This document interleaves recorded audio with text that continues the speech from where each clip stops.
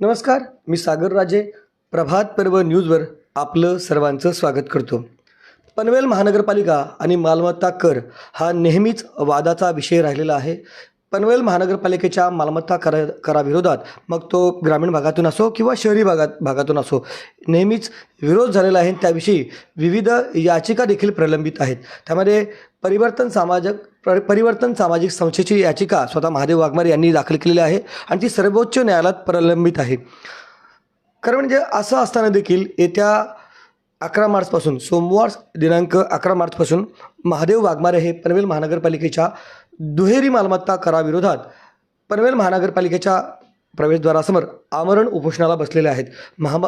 महापालिकेने त्यांना हे उपोषण करू नये अशी विनंती देखील केलेली आहे. त्यांचं असं म्हणणं आहे, एकीकडे आपण याचिका दाखल करत असता आणि याचिका प्रलंबित असताना देखील तुम्ही कुठेतरी प्रशासनाला वेठीस धरून या पद्धतीने उपोषण करत असतात, जे बेकायदेशीर आहे आणि ज्याच्यामुळे कायदा सुव्यवस्थेचा जर प्रश्न निर्माण झाला तर त्याची संपूर्ण जबाबदारी ही आपली असेल. बघूया नक्की काय प्रकरण आहे, महादेव वाघमारे यांच्या कुठल्या मागण्या आहेत आणि त्या उपोषणावर ते का ठाम आहेत हे आपल्याला जाणून घ्यायचे. खरं म्हणजे मी सुरुवातीलाच बोलल्याप्रमाणे महापालिकेच्या विरोधात सातत्याने मालमत्ता कराविरोधात अनेक संस्था या विरोध करत आहेत. याचिका देखील त्यांच्या प्रलंबित आहेत. आपली याचिका असताना देखील आपण उपोषणावर का ठाम आहेत मला ते सांगा. खरं तर 2021 साली मालमत्ता कराची बिले पाठवून 2016पासून मालमत्ता कर पनवेल महानगरपालिकेने मागितलेला आहे. पनवेल महानगरपालिका क्षेत्रातील सिडको वसाहतींना आणि मग तो पूर्वलक्षी परवाने त्यांनी मागितल्यानंतर मग पनवेलमध्ये दुहेरी कराचा मुद्दा उपस्थित झाला आणि मग अनेक लोकांनी याचिका दाखल केल्या. त्यातल्या याचिकामधून फक्त परिवर्तन संस्थेची याचिका मेंटेनेबल मुंबई उच्च न्यायालयाने केली. तर त्यांनी महापालिकेने हरकत घेतली होती की महादेव वाघमारे टॅक्सपेअर नाही आहे, त्याच्यामुळं ते पनवेलकरांच्या वतीनं कोर्टात येऊ शकत नाहीत. तो मुद्दा माननीय उच्च न्यायालयाने त्यांचा फेटाळून लावला आणि याचिका आपली स्वीकारली परिवर्तन सामाजिक संस्थेची. आणि त्या स्वीकारलेल्या याचिकेला पनवेल महानगरपालिकेने सर्वोच्च न्यायालयात त्यांनी आव्हान दिलं. त्याच्यानंतर माननीय सर्वोच्च न्यायालयात आम्ही आपले जे पनवेलकरांची बाजू मांडतायत ॲडव्होकेट विजयजी कोर्ले सर आणि मी 4-5 वेळा दिल्लीला गेलो. पण गेल्या सर्वोच्च न्यायालय असो किंवा मुंबई उच्च न्यायालय असो गेल्या 2 वर्षापासून तारखा दर महिन्याला पडत आहेत, पण त्या सुनावलेल्या येत नाहीत. तोपर्यंत कोर्ट बंद होतं. 45 नंबर येतो किंवा त्याच्यानंतरचा येतो किंवा मग असे सतत प्रॉब्लेम गेल्या 2 वर्षापासून चाललेले आहेत. आणि मग ह्या दरम्यान काय झालं की ह्या दरम्यान पनवेल महानगरपालिकेने ह्या 3.5 लाख मालमत्ता करधारकांना निवासी आणि वाणिज्य ह्या मालमत्ता करधारकांना $250 कोटी रुपये दंड लावला. ते माहिती अधिकारात मला समजले 175 कोटी त्यांनी दंड लावला आणि मग तो दंड त्यांनी 13 कोटी रुपयेपर्यंत वसूल केलेला आहे. आणि मग ह्या दरम्यान त्यांची जप्तीची नोटीस जायला लागल्या आणि हे त्यांनी बरेच मालमत्ता करधारकांना घरापर्यंत जाऊन दुकानापर्यंत जाऊन त्यांची पनवेल महानगरपालिका त्यांची वसुली करत आहे. हे अतिशय बेकायदेशीर आहे. आणि मग ह्याच्यापुढे काय करायचं तर मग लोकशाही मार्गाने मला जे डॉक्टर बाबासाहेब आंबेडकर यांनी जे संविधान लिहिलेलं आहे त्या संविधान अभिव्यक्ती स्वातंत्र्याचा मी आधार घेऊन ह्या ज्या लाखो पनवेलच्या मालमत्ता करधारकांचा जो विषय आहे दुहेरी असो, शास्ती लावलेला असो, दंडात्मक कारवाई असो, जप्तीच्या नोटीस असो, ह्यासाठी पनवेल महानगरपालिकेसमोर आमरण उपोषणाचा मी पनवेल महानगरपालिका 4 तारखेला पत्र देऊन त्यांना मी 11 तारखेपासून उपोषणाला बसतो आहे असं त्यांना पत्र दिलं होतं. आणि त्या पत्रावर पनवेल महानगरपालिकेने उपोषण करू नका म्हणून काल त्यांचे कर्मचारी महाशिवरात्रीच्या दिवशी 2 कर्मचारी आपल्या ऑफिसला आले होते परिवर्तन संस्थेच्या. ते पत्र दिलं. पण मी पहिल्यांदा पनवेलकरांना सांगू इच्छितो की हे जे उपोषण होणार आहे ते कोणत्या मागण्यासाठी होणार आहे ते पहिलं. एक मिनिट आहे ना, आपण आहे ना पनवेल महापालिकेचं जे पत्र आहे ना ते जाणीवपूर्वक आपण इथं थोडंसं वाचू. म्हणजे इथे किती याचिका बघा ना तुम्ही, की याचिका प्रलंबित आहेत. महापालिकेचं असं म्हणणं आहे की एकतर हे पत्र बघा, हे पनवेल महापालिकेने हे दिलेलं पत्र आहे. त्यांच्या म्हणण्यानुसार एकतर पहिल्या नंबरची याचिका नरेश तलाकुकुल विरुद्ध पनवेल महानगरपालिका व इतर. त्याच्यानंतर खारघर फोरम ट्रस्टचे चेअरमन श्रीमती लीना गरड विरुद्ध पनवेल महानगरपालिका व इतर. मंगेश आढाव विरुद्ध पनवेल महानगरपालिका व इतर. तळोजा मॅन्युफॅक्चरिंग असोसिएशन विरुद्ध पनवेल महानगरपालिका व इतर. तसंच सर्वोच्च न्यायालयात ज्या याचिका प्रलंबित आहेत त्याच्यामध्ये मग त्यांनी पनवेल महानगरपालिका विरुद्ध महाराष्ट्र शासन व इतर महादेव वाघमारे, म्हणजे इतर 3 Mahadev Waghmare. Kharghar cooperative housing federation limited विरुद्ध पनवेल महानगरपालिका व इतर. अशा विविध याचिका ह्या पनवेल महानगरपालिकेच्या मालमत्ता कराविरोधात आहेत. त्याच्यामध्ये ग्रामीण भाग हा वेगळा विषय आहे. त्याच्यामध्ये सातत्याने तुम्ही पाहिलं असेल की जी प्रकल्पग्रस्त समिती आहे ती सातत्याने रस्त्यावर उतरून आंदोलन करत असते आणि ह्या याचिकेच्या स्वरूपात ह्या मंडळीकडनं देखील त्याला विरोध केला जात आहे. एक गोष्ट मात्र या ठिकाणी निश्चित आहे की ही सगळी जी मंडळी आहेत ना, ही एकत्र मात्र नाही, ही देखील वस्तुस्थिती आहे. म्हणजे परिवर्तन सामाजिक संस्था ही वेगळी लढत आहे, या बाकीच्या संस्था देखील आहेत त्याही वेगळ्या लढत आहेत आणि रस्त्यावरची लढाई ही म्हणजे प्रकल्पग्रस्त समिती यांच्याकडनं रस्त्यावरची लढाई सुरू आहे. एक तर हे पत्र तुम्हाला दिलं आणि त्याच्यामध्ये स्पष्ट त्यांनी अशी या ठिकाणी सूचना केलेली आहे की किंवा दाखवले आहे स्पष्ट त्यांचं महापालिकेच्या म्हणण्यानुसार एवढ्या जर याचिका प्रलंबित आहेत, संपूर्ण विषय न्यायप्रविष्ट आहे आणि असं असताना तुम्ही हे जे उपोषण करता हे एक प्रकारे तुम्ही प्रशासनाला वेठीस धरता, म्हणजे ब्लॅकमेलिंग करून तुम्ही उपोषण करता असं त्यांचं म्हणणं आहे. आणि तुम्हाला असं उपोषण करण्याचा अधिकार नाही, ज्यामुळे जर उपोषण केल्यानंतर जर कुठला कायदा सुव्यवस्थेचा प्रश्न उपस्थित झाला तर त्याची जबाबदारी आपली असेल असं त्यांचं म्हणणं आहे. तुमचं त्याला काय उत्तर आहे? पनवेल महानगरपालिकेने जे आपण आमरण उपोषणासाठी त्यांना पत्र दिलं होतं 4 मार्चला, त्या उपोषणाला पनवेल महापालिकेने उत्तर दिलेलं आहे. आणि त्या दरम्यान त्या उत्तराला पण आम्ही उत्तर दिलेलं आहे काल. उपायुक्त साहेबांना आपण व्हॉट्सअपद्वारे पाठवलेलं आहे महापालिका बंद असल्यामुळे. आणि पोलीस स्टेशनला ACP DCP आणि सिनियर पनवेल शहर पोलीस स्टेशनला आम्ही त्याचा उत्तर दिलेलं आहे आणि त्यांना जबाबही दिलेला आहे की मी उपोषणावर ठाम आहे. आता तुम्ही बोलले की सगळे याचिका, बऱ्याच याचिका झाल्या आणि सगळे याचिका एकत्र नाहीत.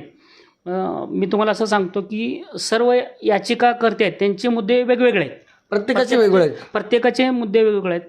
मग परिवर्तन सामाजिक संस्था फक्त दुहेरीकरासाठी लढते, फक्त एकाच मुद्द्यासाठी लढते.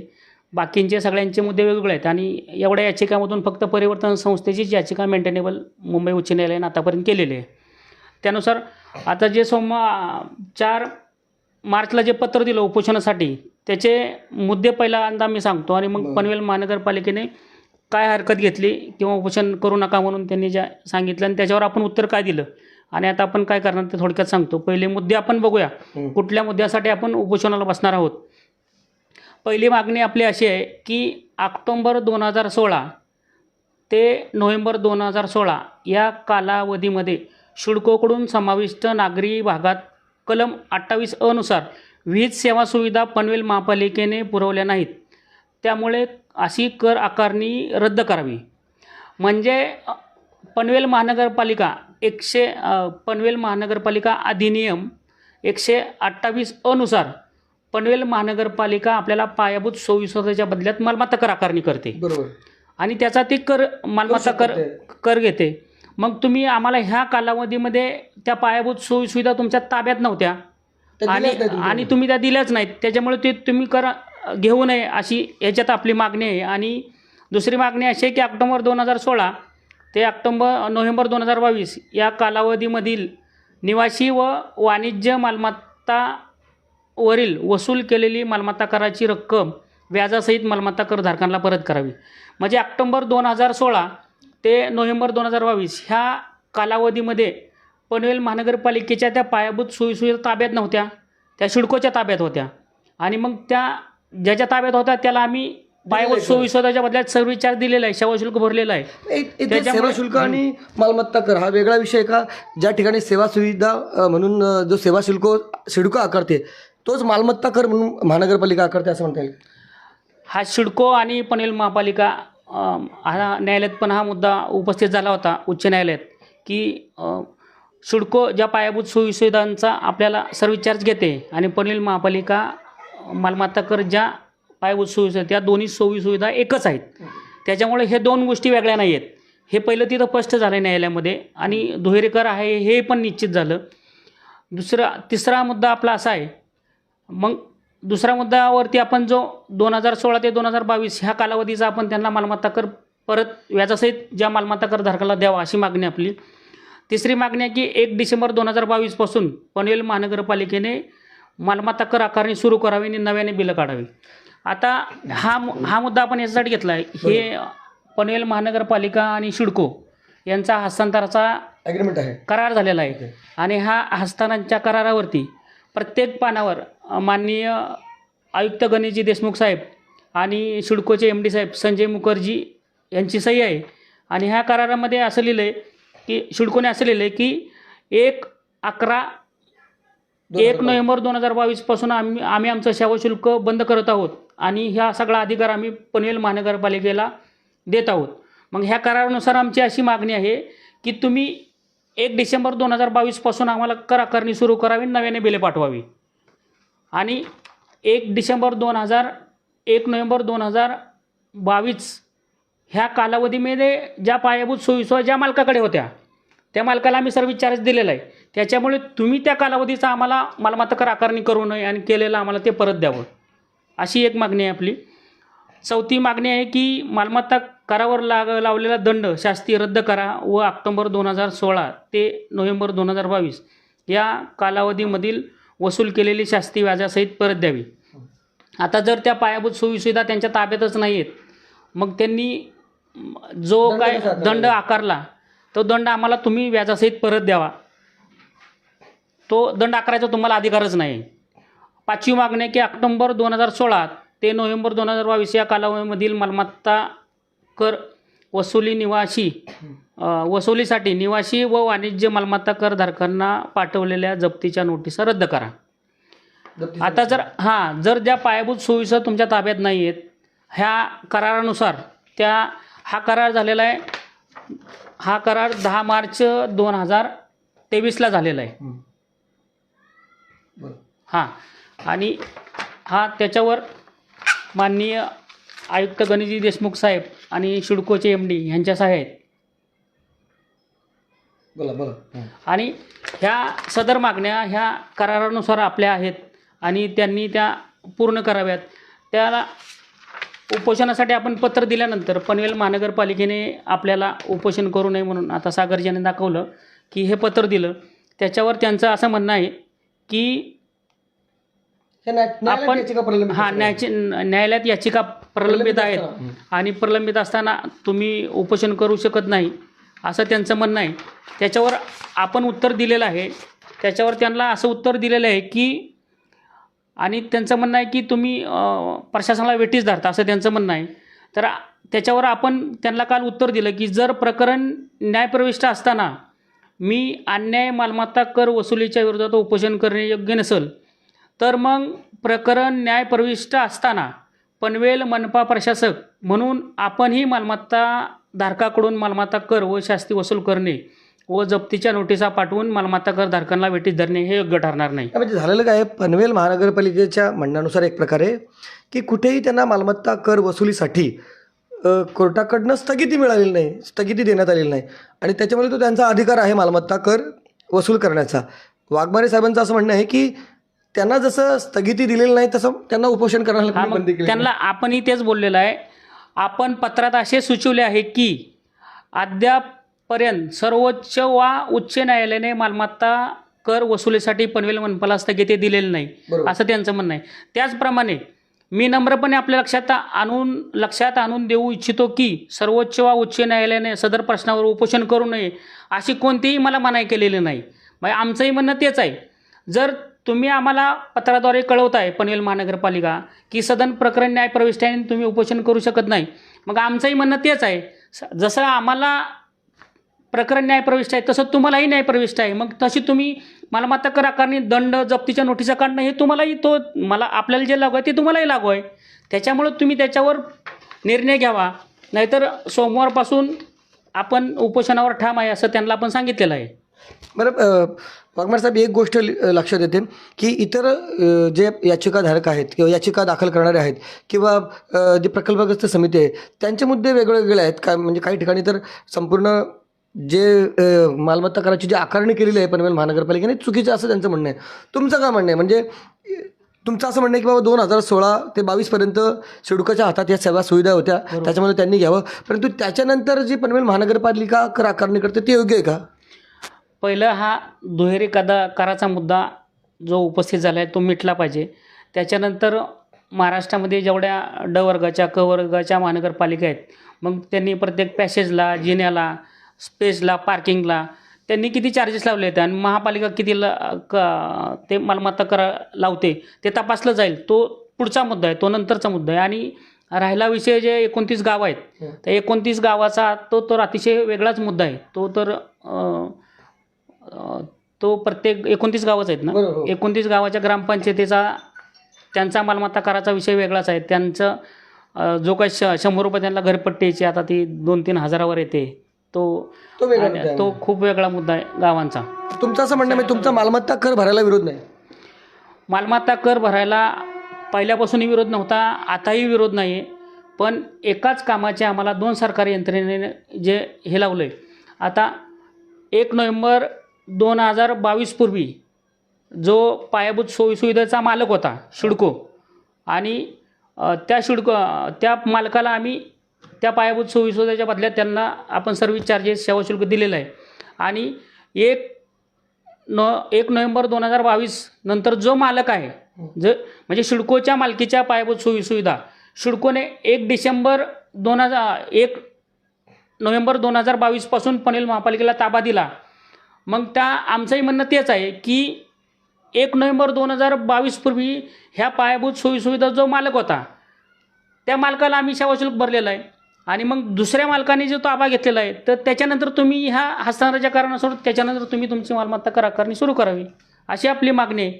आणि हे जे पनवेलकरांनी ज्या सत्ताधाऱ्यांना इकडून निवडून दिलेलं आहे, जे काय नगरसेवक असतील, जे काय पनवेलचे सत्ताधारी आहे, खरं तर ह्या पनवेलच्या मतदारांसोबत आणि ह्या ज्या पनवेलच्या मालमत्ता कर धारकांसोबत ह्या सत्ताधाऱ्यांना ही गद्दारी केलेली आहे.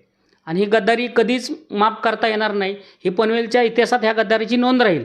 आणि पनवेल महानगरपालिका आयुक्त ह्या पनवेलच्या सत्ताधाऱ्यांच्या दबावाखाली आहेत.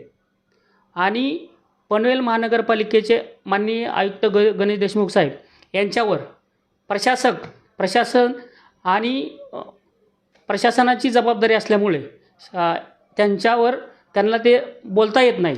आता महानगरपालिकेचा एक मिनिट, महानगरपालिकेचा जे नगरसेवक आहेत किंवा जे सत्ताधारी आहेत तुम्ही जे म्हणता, त्यांचा तर कालावधी कधीच संपलेला आहे. आता संपूर्ण जे अधिकार आहेत ते संपूर्ण सध्या महानगरपालिकेचे आयुक्त, प्रशासक म्हणून आहेत त्यांच्याकडे आहेत. म्हणजे आता त्यांचा तसा रोल नाही, असं नाही म्हणता येत का तुम्हाला? मला तेच म्हणायचं आहे, पनवेलकरांनी ज्यांच्यावर 5 वर्ष विश्वास ठेवला आणि जे ही परिस्थिती, इथला विकास आणि ज्याच्यावर त्यांनी ह्या सत्ताधारी नगरसेवकांनी ठराव घ्यायला पाहिजे होता की आपण कधीपासून मालमत्ता कर आकारणी सुरू करू शकतो, हे सगळं त्यांची मेजॉरिटी होती. हे त्यांना सगळे निर्णय आपल्याला कुठेही कोर्टात जायला लागायची गरज नसती, नगरविकास विभागाकडे जायची गरज नसती. ह्या सत्ताधाऱ्यांनी जर योग्य निर्णय घेतला असता पनवेलकरांसाठी तर ही माहितीप्रमाणे नसती. माझ्या माहितीप्रमाणे या संदर्भात सिडकोशी महानगरपालिकेचे आयुक्त असतील किंवा सत्ताधारी पक्षाचे जे नगरसेवक असतील त्यांच्या वारंवार बोलणं झालं आहे, परंतु निर्णय अजून लागला नाही, असं तुमचं म्हणणं आहे का? म्हणजे तुमचा याचिकेचा प्रश्न वेगळा आहे, परंतु सातत्याने या दुहेरी करासंदर्भात देखील चर्चा झालेली आहे. मग नक्की कोण ऐकत नाही? प्रशासन ऐकत नाही, सत्ताधाऱ्यांना की कोणाला? माझं म्हणणं तेच आहे की आदरणीय पनवेल महानगरपालिकेचे आयुक्त साहेब गणेश देशमुख साहेब हे पनवेलच्या सत्ताधाऱ्यांच्या दबावाखाली आहेत. आणि पनवेलकर आता जे काय सोमवारपासून जे उपोषण होणार आहे, पनवेलच्या लाखो लोकांना मी आवाहन करतो की आपण माननीय आयुक्त गणेश देशमुख साहेबांच्या बाजूने, ज्यांनी आपल्याशी गद्दारी केली, ज्यांना आपण 5 वर्ष निवडून दिलं, ज्यांना हे मालमत्ता कराचा विषय मिटवायचा होता, त्यांनी मिटवला नाही. आता जर मग आपण हा उपोषणाचा मार्ग अवलंबतोय तर संपूर्ण पनवेलकरांच्या मालमत्ता करधारकांनी सगळ्यांनी माननीय आयुक्त गणेश देशमुख यांच्या बाजूने उभा राहणं आहे आणि त्यांना पटवून देणं आहे की माननीय आयुक्त साहेब, आम्ही ह्या गद्दार आणि कपटी राजकारण्यासोबत नाही, आम्ही तुमच्यासोबत आहे. तुम्ही निर्णय घ्या आणि तुम्ही निर्णय घ्याचाल, पनवेलकरांना दिलासा द्याचाल, ह्या प्रबोध पर्वाच्या माध्यमातून मी आपल्याला विनंती करतो. आणि तुम्ही नक्कीच ह्या पनवेलकरांना न्याय द्याचाल अशी आम्हाला आशा आहे, मनोमन आशा आहे आमची. तर या ठिकाणी महादेव वाघमारे हे होते. पण मला हे सगळं बोलत असताना एक गोष्ट आपल्याला या ठिकाणी विचारायची वाटते. कुठेतरी निवडणुका जवळ आले म्हणून हे सगळं राजकारण तुम्ही करता असं नाही म्हणता येणार का? म्हणजे आता या ठिकाणी तुम्ही सत्ताधाऱ्यांच्या विरोधात बोलत आहात आणि जी जी प्रणाली म्हणजे जे प्रशासन हे कर वसुली करणार आहे ते महानगरपालिका असणार आहे. मग महानगरपालिकेच्या विरोधात न बोलता तुम्ही फक्त सत्ताधाऱ्यांच्या विरोधात जाणीवपूर्वक बोलता, कारण आता पुढे या सगळ्या महानगरपालिकेच्या निवडणुका आलेल्या त्याचा बेनिफिट घेण्यासाठी हा सगळा प्रकार चालू आहे. सत्ताधाऱ्यांच्या विरोधात ह्यासाठी बोलतोय की मी पनवेलचा नागरिक आहे, मी पनवेलचा मतदार आहे. ज्या पनवेलकरांनी त्यांना 5 वर्ष निवडून दिलं, हे जे प्रश्न सोडवण्यासाठी पाठवलं ते तर त्यांनी सोडवलंच नाही. उलट त्यांनी ठेकेदारी फोपवली पनवेल महापालिकेतली. त्यांच्या प्रत्येक नगरसेवकाला काम, त्यांच्या प्रत्येक कार्यकर्त्याला काम, आणि वरून आमच्यासारखे कार्यकर्ते जर आवाज उठवत असतील तर ह्यांचे कार्यकर्ते आम्हाला येऊन दम देणार. आता खड्डे बुजवायचा जो विषय चालू आहे पनवेल महापालिका क्षेत्रात, ते डांबराचा थिकनेस नाही म्हणून मी व्हिडिओ काढला, तर ह्यांचे कार्यकर्ते आम्हाला दम देतात. ह्यांचे कार्यकर्ते दम देतात म्हणजे आम्ही आवाज पण नाही उठवायचा. आता तुम्ही जो सांगत होता आम्ही फक्त सत्ताधाऱ्यांच्या विरोधात का बोलतो, पनवेल महानगरपालिकेला पनवेलकरांनी जो 5 वर्ष सत्ता दिली आणि आपले सभागृह नेते होते आदरणीय परतजी ठाकूर साहेब आणि त्यांचे बंधू विद्यमान आमदार आणि सिडकोचे MD साहेब होते ते, त्यावेळेस त्यांना हा मुद्दा मिटवता आला असता आणि हा पनवेलकरांना दिलासा देता आला असता. त्यात हा कोरोना काळाचा नैसर्गिक हा आपत्ती आली आणि ह्या आपत्तीमध्ये अनेक लोकांचे नुकसान झालं, अनेक लोकांच्या आर्थिक उलाढाल्या बंद झाल्या, होत्याचं नव्हतं झालं. लोक अगोदरच टेन्शनमध्ये होती आणि परत ह्या सत्ताधाऱ्याने ह्या पनवेलकरांच्या माती हा दुहेरी मालमत्ताचा कर असो, कराचा हा विषय न मिटवून अजूनही लोक टेन्शनमध्ये आहेत. आज लोकांना लाख रुपये 2-2 लाख रुपये मालमत्ता कर येतो, 10-10 हजार रुपये शास्ती लावले, तुमचा कर एवढा. प्रत्येक पनवेलचा नागरिक हा टेन्शनमध्ये आहे दुहेरी मालमत्ता करासाठी, ह्या मालमत्ता कराचा प्रश्न मिटवण्यासाठी. त्याच्यासाठी हा स्टँड घेणं गरजेचं आहे. आणि मी सर्व पनवेलकर मालमत्ता करधारकांना ह्या प्रभात पर्व न्यूजच्या माध्यमातून आवाहन करतो, सर्व सोसायटीच्या पदाधिकाऱ्यांना आवाहन करतो, सर्व निवासी आणि वाणिज्य मालमत्ता करधारकांना आवाहन करतो, ह्या उपोषणाच्या माध्यमातून हा आपल्याला लढा द्यायचा आहे. आणि त्याच्यासाठी मी सोमवारपासून मैदानात उतरले होतो आणि स्वतःपासून सुरुवात करतो आहे. हा तुम्हीही ह्याच्यासाठी नुसतंच आपण बोलून उपयोग नाही, तर आपण त्याच्यासाठी रस्त्यावर उतरलं पाहिजे आणि तुम्ही मला साथ दिली पाहिजे. आणि माननीय आयुक्त गणेश देशमुख साहेब नक्कीच पनवेलकरांना न्याय देतील ही मला मनोमन आशा आहे. ओके. तर पनवेल महानगरपालिकेचा मालमत्ता कर मी सुरुवातीलाच बोलल्याप्रमाणे अतिशय वादाचा विषय राहिलेला आहे. खरं म्हणजे अनेक याचिका याविषयी दाखल आहेत, आंदोलनं होत असतात. आणि झालं काय म्हणजे ज्या लोकांना खरोखर मालमत्ता म्हणजे कर भरायची इच्छा देखील होती त्या लोकांनी देखील या सगळ्या प्रकरणामुळे ना आपला हात आखडतात येतो. मला नेहमी लोक चौकशी करत असतात, अरे बाबा भरायचं का नाही भरायचं का नाही भरायचं. म्हणजे झालं काय, ह्या सगळ्या प्रकरणामुळे इथल्या मालमत्ता धारकांच्या मनात जो गोंधळ आहे तो मिटलेला नाही. कदाचित हे सगळी प्रकरणं नसती तर मग बऱ्याच लोकांनी ते कर देखील भरला असता. आता महानगरपालिकेला ना नेहमी याचा तोटा झालेला असं म्हणता येईल. म्हणजे लोकांनी ह्या सगळ्या प्रकरणामध्ये कुठेतरी काहीतरी निर्णय येईल कोर्टाचा, कुठल्या तरी याचिकेवर निर्णय येईल किंवा इलेक्शन आलेले जवळ आता त्याच्यामध्ये कुठला तरी निर्णय घेतला येईल आणि वेट अँड वॉच म्हणजे आपण वाट बघूया आणि त्याच्यानंतर मग एक मिनटं त्याच्यानंतर आहे ना आपण ठरवूया की बाबा मालमत्ता कर भरायचा का नाही भरायचा. म्हणजे झालं काय, ह्या सगळ्यामुळे फायदा कुठं व्हायचा तर तो बाजूला राहिला, परंतु मालमत्ता कर भरण्याकडे लोकांचं दुर्लक्ष होत आहे. म्हणजे त्यांची जी मालमत्ता कर भरण्याची जी इच्छा असेल तर त्याच्यामध्ये त्यांनी स्वतःला आहे ना आखडतं घेतलेलं आहे ते आणि मालमत्ता कर भरलं जात नाही ही देखील वस्तुस्थिती आहे. आगामी महानगरपालिकेच्या निवडणुकामध्ये किंवा आता या ज्या निवडणुका होऊ घातलेल्या त्याच्यामध्ये हे सगळे मुद्दे आहेत ना, हा एक राजकारणाचा देखील विषय होऊ शकेल का असं तुम्हाला वाटत असेल तर त्याबाबतची देखील तुमची प्रतिक्रिया अवश्य नोंदवा. बोला, आपल्याला पूर्ण करायचं आहे. आता ज्या काय लोकांनी मालमत्ता कर भरला तर त्या लोकांना कुणाचं ट्रान्सपोर्टचं काम आहे, कुणाचं हे काम आहे, अशा पद्धतीने अडवणूक करून हा जो बी भरलेला आहे तो कर भरला. तसं तर आज जवळजवळ 1150 कोटी थकीत आहे बोलतात ते. थकीत मला माननीय आयुक्त साहेबांना सांगायचं आहे की ऑक्टोबर 2016 ते डिसेंबर 2022 ह्या कालावधीशी ह्या करारानुसार आपण जो मुद्दा आहे 2016 ते 2022 ह्या कालावधीचा हा जो मालमत्ता कर आहे त्या न्यायालयावरती ठेवावा की त्याचा निर्णय न्यायालय घेईल. आणि पनवेल महानगरपालिकेने पुढचा आता पनवेल महानगरपालिकेने डिसेंबर 2022पासून नव्याने मालमत्ता कर आकारणी सुरू करावी, त्याची नव्याने बिलं काढावी. प्रत्येकजण कर भरेल आणि आम्हीसुद्धा आवाहन करेल की सगळ्यांनी आता कर भरा. आणि जो काय मागचा मुद्दा आहे 6-7 वर्षाचा तो माननीय सर्वोच्च न्यायालय निर्णय घेतील त्याप्रमाणे महानगरपालिकेलाही मान्य असेल आणि आपल्यालाही मान्य असेल. ह्यातून जे काय आहे, जे कागदोपत्री आहे, जे त्यांचे करार झालेले आहेत त्याच्याप्रमाणेच आपली परिवर्तन संस्थेची माझी महादेव वाघमारेची मागणी आहे आणि त्यानुसार अंमलबजावणी झाली पाहिजे. आणि अंमलबजावणी झाली, नुसतंच हा मालमत्ता कराचा विषय नाही, हा जो मालमत्ता कर धारक आहेत त्यांच्यावर जो हा अफाट मालमत्ता कर लागलेला आहे ते मानसिक त्रासात आहेत. पनवेलकर अतिशय मानसिक त्रासात आहेत आणि हा मानसिक त्रास हा पण एक कायद्याचा भंगच आहे. ह्याचाही प्रशासनाने विचार करावा. कारण तुम्ही आर्थिक मानसिक शारीरिक ह्या तिन्ही प्रकारचे तुम्ही आम्हाला त्रास देत आहात आणि हा नाकारता येत नाही. हा कागदोपत्री सगळा त्रास आहे आणि त्याच्यासाठी उपोषणाचा मार्ग आम्ही अवलंबलेला आहे. आणि खरंच ह्याचा प्रशासनाने दखल घेऊन हा वाद मिटवावा. लोक मानसिक त्रासात आहेत लोक. तुम्ही विचार करा, जर तुमच्या कागदाप्रमाणे सगळं ठरलेलं आहे, पनवेल महानगरपालिकेचे जो ठराव झाले आहेत मालमत्ता कराचे त्याच्यात दुहेरी कराचा उल्लेख आहे. पनवेल महानगरपालिकेने जे पत्रव्यवहार केले सिडकोला त्याच्यात दुहेरी कराचा उल्लेख आहे. सिडकोच्या अधिकाऱ्यांनी जे पत्रव्यवहार केले त्यांना ते सगळे त्याच्यात पण दुहेरी कराचा उल्लेख आहे. मग तुम्ही सगळे बोलताय दुहेरी कराय, मग तुम्ही निर्णय घेणं हे अपेक्षित आहे. आणि मग ह्या सगळ्या सोयीसुविधा तुम्हाला जर व्यवस्थितपणे द्यायच्या असतील तर हा निर्णय तुमच्या ज्या झालेल्या कराराप्रमाणे तुम्हाला घ्यावा लागेल. आणि हा आम्हाला पनवेलकरांना मालमत्ता करधारकाला जो काही मानसिक शारीरिक आणि आर्थिक त्रास होतोय त्याच्यापासून तुम्ही आम्हाला मुक्त केलं पाहिजे. कारण जी महानगरपालिका आहे ती ही नागरिकांची आहे. हे जो काय सरकारी संस्था आहेत, ह्या स्थानिक स्वराज्य संस्था आहेत, ते जे मालक आम्ही जनता आहोत आणि मालकाला असं वेटीस ठेवणं मला योग्य वाटत नाही. आता महापालिकेने खरंच ह्याच्यावर निर्णय घ्यावा. ओके, बरं, ही सगळी चर्चा खरी म्हणजे आपण ऐकलेली आहे.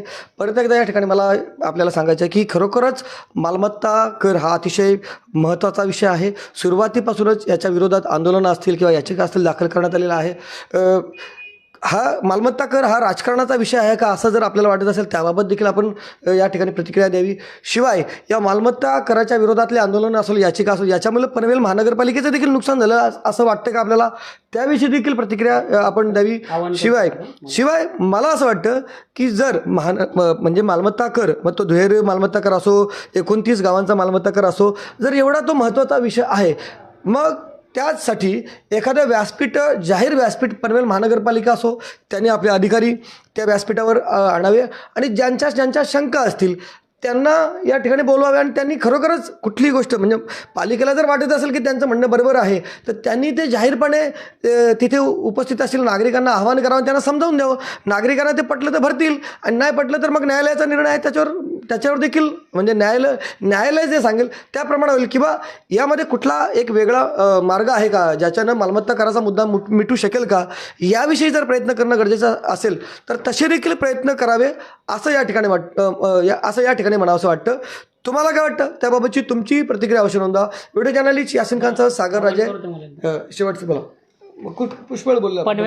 पनवेलकरांना मालमत्ता करधारकांना मी आवाहन करतो की मी सोमवारी सकाळी 11 वाजल्यापासून ज्या 5 मागण्यांसाठी पनवेल महानगरपालिकेसमोर आमरण उपोषणाला बसत आहे आणि जोपर्यंत आपल्या मागण्या पूर्ण होत नाहीत तोपर्यंत मी उपोषणावरून उठणार नाही.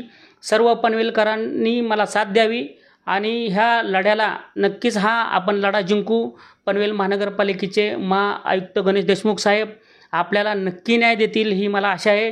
त्यामुळं सर्व पनवेलकरांनी ह्या लढ्यामध्ये सोसायटीने पाठिंब्याचं पत्र देऊन पाठिंबा द्यावा. कोणाला प्रत्यक्षात जमतं प्रत्यक्षात येऊन भेटावं. हा लढा आपण सगळ्यांनी एकत्र येऊन लढूया आणि नक्कीच ह्या मालमत्ता करातून आपल्याला दिलासा मिळेल अशी मला आशा आहे. बरं, ही सगळी चर्चा ऐकल्यानंतर तुम्हाला काय वाटतं त्याबाबतची तुमची प्रतिक्रिया अवश्य नोंदवा. व्हिडिओ जर्नलिस्ट यासिन खानसह सागर राजे, प्रभात पर्व न्यूज करता, खांदा कॉलनी, पनवेल. धन्यवाद.